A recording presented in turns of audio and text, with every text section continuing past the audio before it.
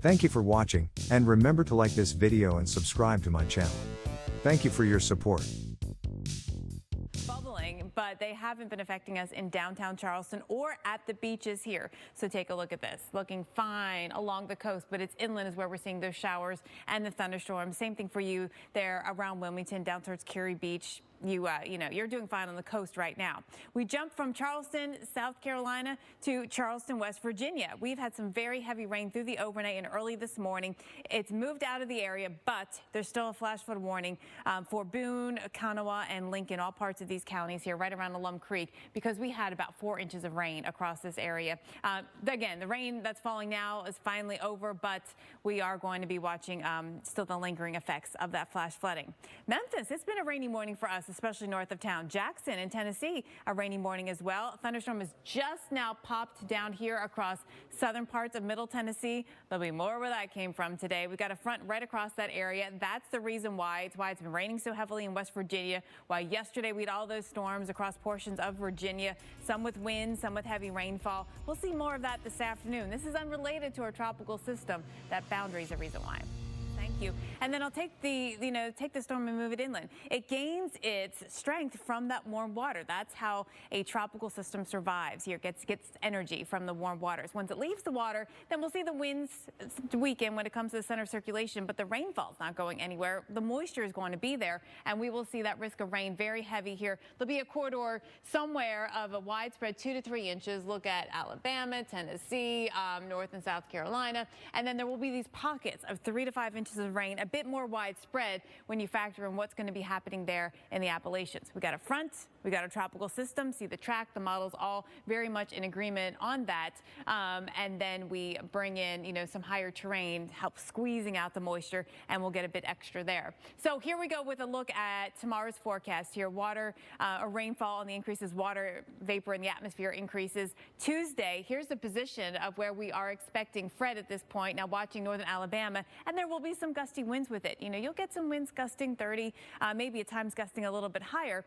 But the rainfall will be the biggest and most widespread impact in Asheville and Hendersonville and down through Seneca. We could see 5 or 6 inches of rainfall. This will be a flash flood concern. A lot of this could be coming down here in a short period of time because of some bigger rainfall rates. And so that's going to be, I think, the biggest sort of impact that you'll see from inland portion of Fred.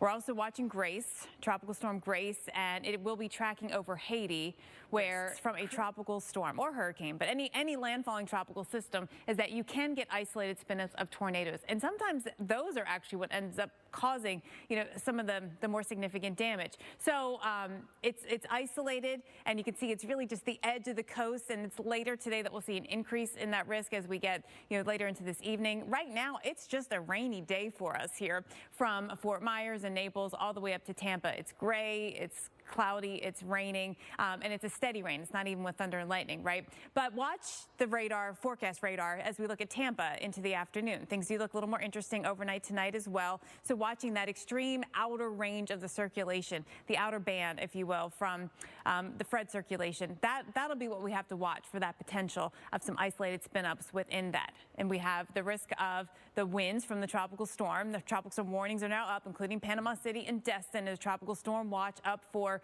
Pensacola, and inland too there's a tropical storm watch that extends into southern Alabama, including around Dothan. So to time out the winds for you, Tampa, I don't think we're going to be getting into the core of it, right? You might get a gusty wind from a thunderstorm or a squall, but really the concern is with the core of the wind. It comes in late tomorrow afternoon into tomorrow evening, overnight into Monday, spreading inland beyond that. Tuesday morning, as you can see, we're dealing with those stronger winds onshore. Tropical storm force up over 40 miles per hour. And if you get that for an extended period of time, that might cause some minor issues. Any storm, any tree limbs that are already weak could come down in that kind of wind if you have it for a couple of hours. We also have the isolated risk of a tornado too as it pushes inland here, watching that circulation moving up through Alabama the day on Tuesday. Now, a flood watch, Marco Island, Naples, Fort Myers actually not in it.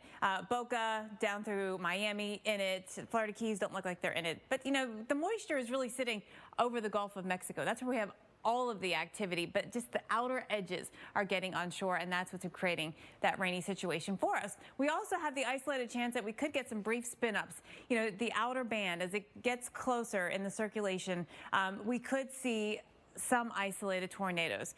Just be ready. You know, that's what we want to make sure that you're aware of. This is not the most likely scenario, just given everything going on here with Fred, but certainly it's a possibility. You know, here, this band would be the one I would watch right here. You sort of look at the one that's most robust and you watch for little supercells in it. That's not even close to shore right now, but we'll have to keep an eye later on today. Right now, it's just a rainy day for us in Tampa and St. Pete and down towards Sarasota, Clearwater, Dunedin, all just, you know, plain old rain. Later on, things will change a bit as we get into more shower and thunderstorm activity, watching that outer reach of the circulation up there approaching the Gulf Coast, Apalachicola, St. George Island. Yes, you guys are going to be dealing with this, Cape San Blas as well. And winds will be on the increase, mainly tomorrow, though, up here on the northern Gulf Coast.